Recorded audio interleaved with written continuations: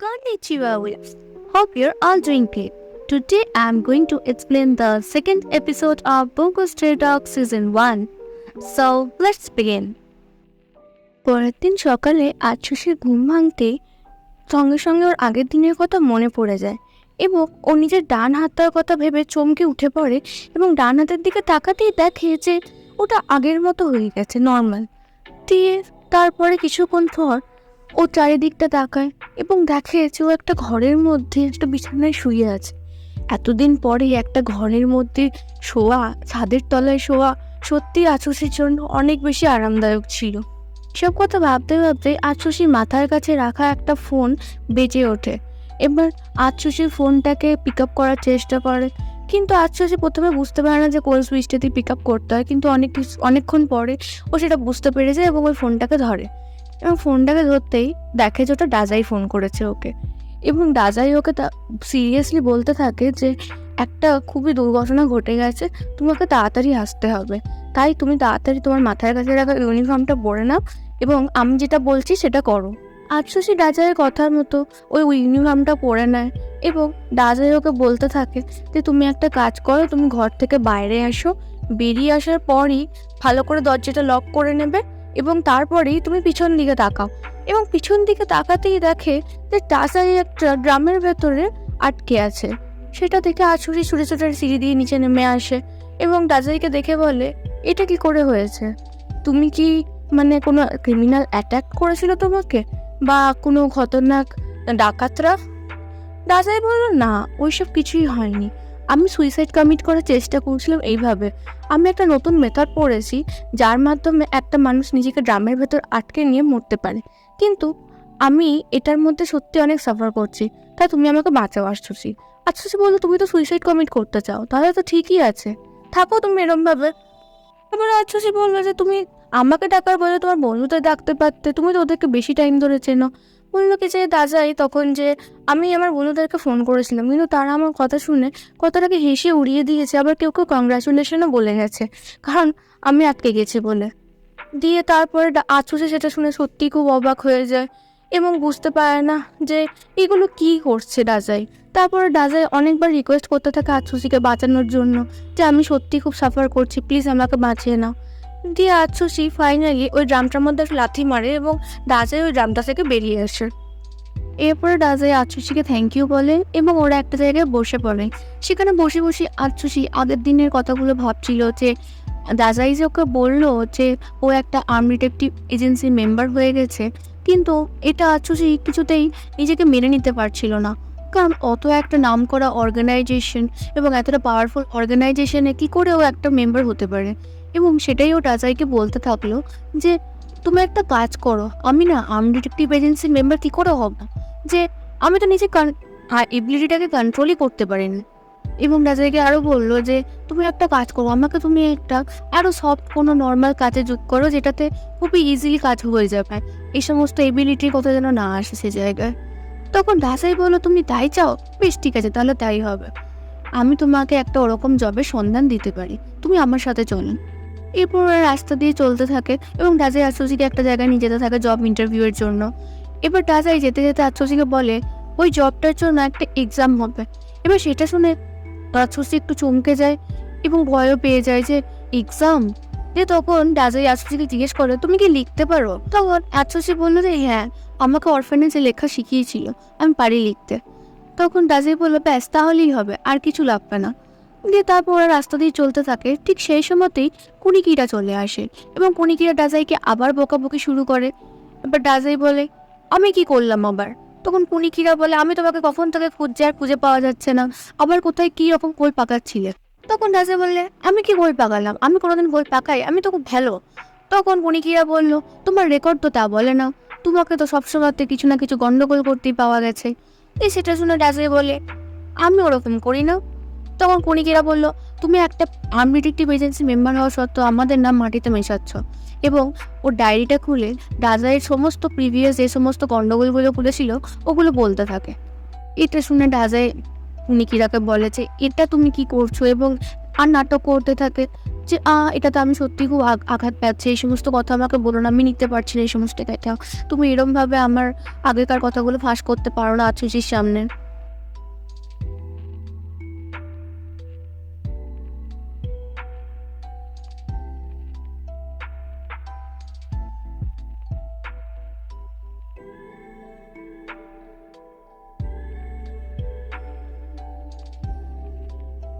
সেটা শোনা মাত্রই দাদা এবং আশুচি প্রচণ্ড চমকে ওঠে এবং ভাবে যে কে হতে পারে এটা, এবং ওরা সবাই তিনজন মিলে এজেন্সির দিকে চলে যায়। এজেন্সিটা ছিল 4 তলার মধ্যে ওই বিল্ডিংটার, এবং ওরা সিঁড়িটাতে প্রেফার করলো যাওয়ার জন্য, যদি এলিভেটরে কিছু প্রবলেম থাকে। ওরা সিঁড়ি দিয়ে আস্তে আস্তে ওপরে উঠলো ওদের এজেন্সির দিকে, এবং আস্তে আস্তে ঘরের মধ্যে ঢুকে একটা কাবার্ডের পিছনে লুকিয়ে পড়লো তিনজনে। ওখানে গিয়ে রাজাই আচ্ছুসি দেখলো যে একটা মেয়ে যার নাম নেওমি, ও আর্মি ডিটেকটিভ এজেন্সিরই একটা মেম্বার ঠিক নয়, কিন্তু পার্ট টাইম জব করে। তাকে ওই ছেলেটা আটকে রেখেছে, যে বলছে যে আমাকে তো তাড়াতাড়ি এজেন্সির বসকে নিয়ে আসো, নইলে কিন্তু আমি এজেন্সি ব্লাস্ট করে দেবো। এটা দেখে রাজাই আচ্ছুসি বুঝতে পারে যে যে বম্বার ছেলেটা রয়েছে সে নিশ্চয়ই ওই বসের প্রতি কোনো না কোনো রাগ রয়েছে, নিশ্চয়ই বস এবং ওর মধ্যে কিছু একটা ঘটনা ঘটেছিল আগে। এসব বলার পরই ডাজা এবং কুনিকিরা ঠিক করতে থাকে যে কী করে ওই ছেলেটাকে আটকানো যায় বম ব্লাস্ট করার থেকে, এবং ওরা নিজেদের মধ্যে প্ল্যানিং করতে যাবে। তখন আচ্ছুসি ভাবে হ্যাঁ, এবার নিশ্চয়ই ডাজা এবং কুনিকিরা নিজেদের এবিলিটিগুলো দেখাবে। ঠিক তখনই এসব ভাবতে ভাবতে ডাজা এবং কুনিকিরা স্টোন পেপার সিজার খেলতে লাগে। সেটা দেখে আচ্ছুসি তো সত্যি প্রচণ্ড বেশি অবাক হয়ে যায় যে এত সিরিয়াস মুভমেন্টে ওরা কী করে এরকম কাজ করতে পারে। দিয়ে তারপর স্টোন পেপার সিজারে কুনিকিরা হেরে যায়, এবং কুনিকিরা ওই বম্বার ছেলেটাকে আটকানোর জন্য চেষ্টা করতে থাকে, এবং ও যায় ওর সামনে এবং ওকে আটকানোর কথা বলতেই ওই বম্বার ছেলেটা কুনিকিরাকে দেখে বলে, তুমি তো আর্মি ডিটেকটিভ এজেন্সি মেম্বার, তুমি কি ভাবছো তোমাকে তোমার ওই চিপ ট্রিকটা দিয়ে আমাকে আটকাতে পারবে?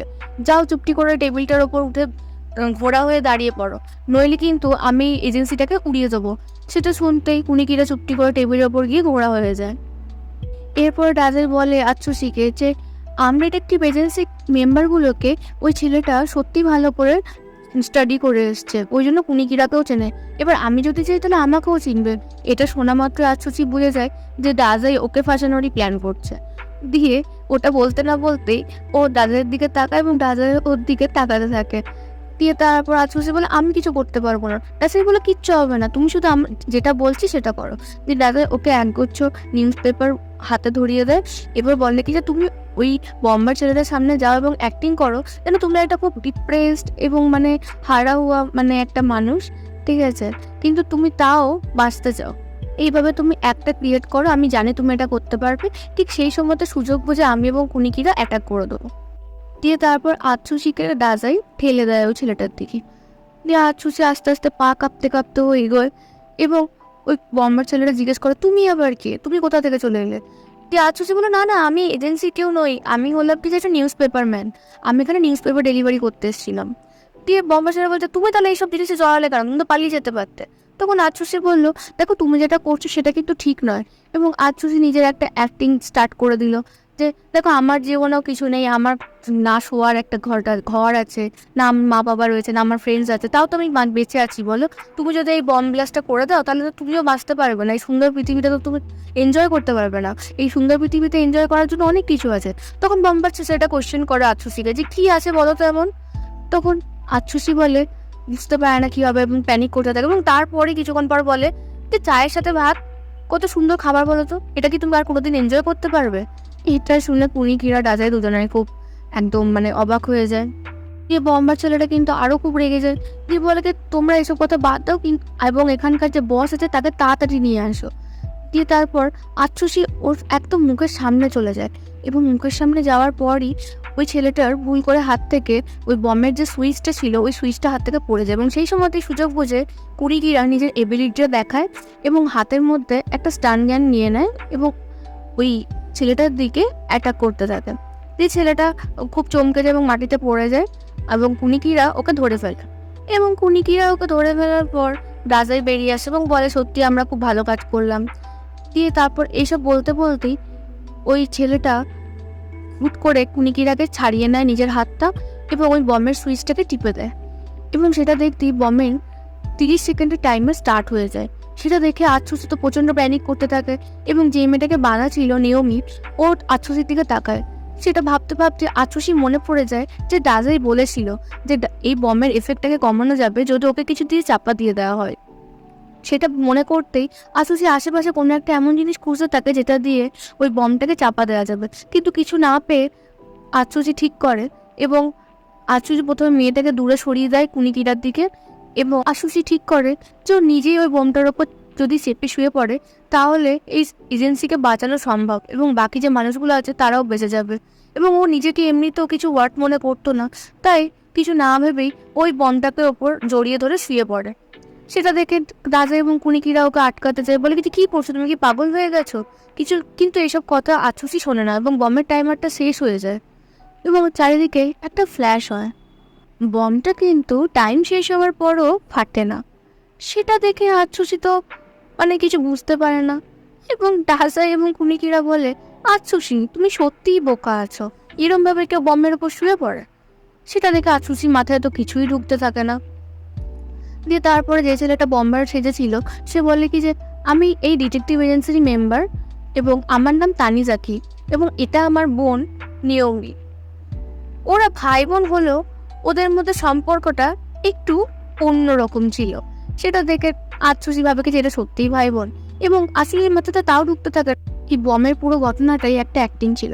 তারপরেই এজেন্সির বস চলে আসে এবং বস আসার পরই সবাই দাঁড়িয়ে পড়ে। দিয়ে বস বলে যে সমস্ত কিছু কি ঠিকঠাক হয়েছে। ডাজাই বলে যে হ্যাঁ, সব কিছু একদম পারফেক্ট হয়েছে। এরপরে ডাজাই বসকে জিজ্ঞেস করে যে আচ্ছুসির তাহলে কি ঠিক করলেন আপনি। তখন বস বলে যে তুমি আচ্ছুসিকে নিয়ে এসছো এবং তুমিই ঠিক করো যে আচ্ছুসিকে নিয়ে কি করা হবে। তখন ডাজাই বলে ইয়েস স্যার। এরপর বস ওখান থেকে চলে যায় নিজের অফিসে। তারপরে কুনিকিরা, ডাজাই এবং নিয়মি এবং তানিজাকি আচ্ছুসিকে ওয়েলকাম জানায় ডিটেকটিভ এজেন্সির মধ্যে। এরপরের সিনটা সুইচ হয় এবং বসের অফিসের দিকে যায়। সেখানে বসের যে অ্যাসিস্ট্যান্ট ছিল সে বসকে চা এনে দিয়েছিল, কিন্তু চায়ের মধ্যে দেখে যে একটা পাতা সোজা হয়ে দাঁড়িয়ে আছে, চা পাতা। সেটা দেখে বসের অ্যাসিস্ট্যান্ট বলে যে সত্যি এটা কোনো গুড লাকের কিন্তু চিহ্ন, কিন্তু আমাদের যে বস ছিল সে ওই সমস্ত সুপারস্টিশিয়াস কথাতে বিশ্বাস করতো না, তাই বললো হবে হয়তো, দিয়ে চাটা খেয়ে দেয়। এরকমভাবেই সেকেন্ড এপিসোডটা বঙ্গো স্ট্রে ডগে শেষ হয়ে যায়।